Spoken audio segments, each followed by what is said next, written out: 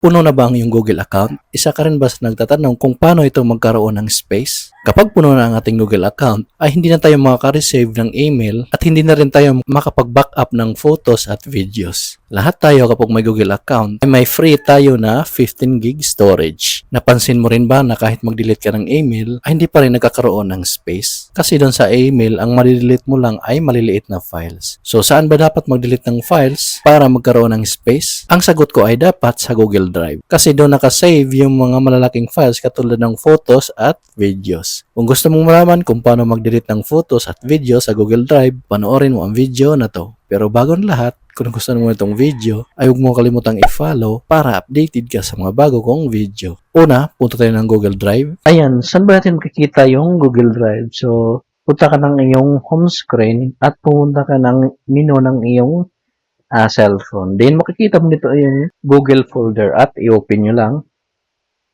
Ayan, din dito yung makikita ang drive at pinutin lang to. Ayan, so dito natin makikita yung video tsaka image.